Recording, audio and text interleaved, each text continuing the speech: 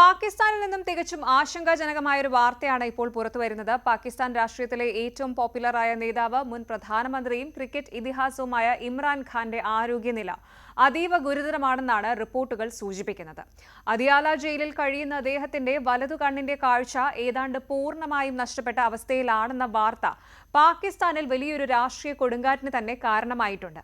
ഇതൊരു സാധാരണ medical issue എന്നതിലുപരി പാകിസ്ഥാനിലെ ജനാധിപത്യം എത്രത്തോളം തകർന്നിരിക്കുന്നു എന്നതിന്റെ തെളിവായിട്ടാണ് പലരും കാണുന്നത്.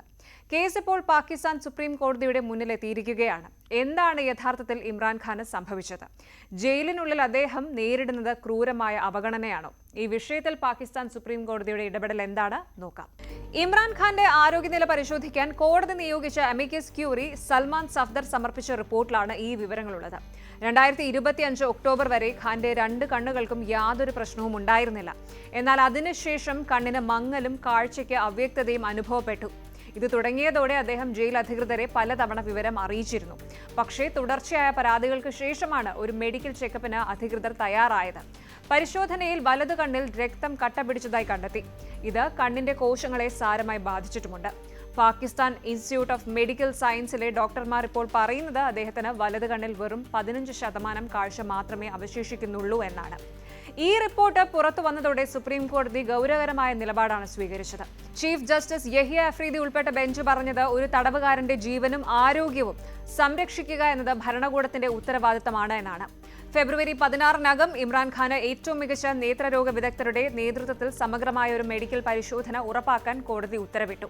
കൂടാതെ ഖാന്റെ പേഴ്സണൽ ഡോക്ടർമാരെ അദ്ദേഹത്തെ കാണാൻ അനുവദിക്കണമെന്നും ലണ്ടനിലുള്ള മക്കളായ ഖാസിം, സുലൈമാൻ എന്നിവരുമായി ഫോണിൽ സംസാരിക്കാൻ അവസരം നൽകണമെന്നും കോടതി നിർദ്ദേശിച്ചു. കോടതിക്ക് പുറത്ത് ഖാന്റെ സഹോദരി അലീമ ഖാൻ പൊട്ടിക്കരഞ്ഞുകൊണ്ടാണ് ഈ വാർത്തകളോട് പ്രതികരിച്ചത്. ഇമ്രാൻഖാന്റെ മകൻ ഖാസിം ഖാൻ ഉന്നയിച്ച ആരോപണങ്ങൾ പാകിസ്ഥാൻ ഭരണകൂടത്തെ പ്രതിക്കൂട്ടിലാക്കുന്നതാണ്. ഏകദേശം 922 ദിവസത്തിലേറെയായി തന്റെ പിതാവ് ഏകാന്ത തടവിലാണെന്നും കൃത്യമായ ചികിത്സയോ രക്തപരിശോധനയോ ജയിലിൽ നൽകുന്നില്ലെന്നും ഖാസിം ആരോപിച്ചു. മനഃപൂർവ്വമായൊരു അവഗണന അവിടെ നടക്കുന്നുണ്ട്. ജയിലിലെ മോശം സാഹചര്യങ്ങളും വെളിച്ചത്തിന്റെ കുറവും ഇമ്രാൻഖാന്റെ ആരോഗ്യത്തെ തകർത്തു എന്നാണ് PTI പ്രവർത്തകർ പറയുന്നത്. പാക് സൈനിക മേധാവി ജനറൽ അസീം മുനീറും പ്രധാനമന്ത്രി ഷെഹബാസ് ഷെരീഫിനും എതിരെയാണ് ഖാസിം ഖാൻ വിരൽ ചൂണ്ടുന്നത്. പാകിസ്ഥാനിലെ രാഷ്ട്രീയ അന്തരീക്ഷം ഇപ്പോൾ പുകഞ്ഞുകൊണ്ടിരിക്കുകയാണ്. ഖൈബർ പഖ്തൂൺഖ്വ മുഖ്യമന്ത്രി സൊഹൈൽ അഫ്രീദി ഇതിനെ വിശേഷിപ്പിച്ചത് ക്രൂരമായ അനാസ്ഥ എന്നാണ്. ഒരു മുൻ പ്രധാനമന്ത്രിക്ക് ഈ ഗതിയാണെങ്കിൽ സാധാരണക്കാരന്റെ അവസ്ഥ എന്തായിരിക്കുമെന്നാണ് അദ്ദേഹം ചോദിക്കുന്നത്. അന്താരാഷ്ട്ര മനുഷ്യാവകാശ സംഘടനകളും ഈ വിഷയത്തിൽ ആശങ്ക പ്രകടിപ്പിച്ചിട്ടുണ്ട്. രാഷ്ട്രീയ പകപോക്കലിന്റെ ഭാഗമായ ഒരു മനുഷ്യന്റെ ആരോഗ്യ അവകാശങ്ങൾ നിഷേധിക്കുന്നത് അംഗീകരിക്കാനാവില്ല എന്നാണ് ഇവരുടെ പക്ഷം. ലണ്ടനിൽ താമസിക്കുന്ന മക്കൾക്ക് വിസ നിഷേധിക്കുന്നതും വലിയ പ്രതിഷേധത്തിന് കാരണമാകുന്നുണ്ട്. ഇനി എല്ലാവരും കാത്തിരിക്കുന്നത് ഫെബ്രുവരി 16 നടക്കുന്ന പുതിയ മെഡിക്കൽ പരിശോധനയുടെ ഫലത്തിലാണ്. ഇമ്രാൻഖാന്റെ പേഴ്സണൽ ഡോക്ടർമാർക്ക് കൂടി ഈ പരിശോധനയിൽ പങ്കുചേരാൻ കഴിഞ്ഞാൽ മാത്രമേ നിലവിലെ റിപ്പോർട്ടുകളുടെ വിശ്വാസ്യത ഉറപ്പിക്കാൻ കഴിയൂ.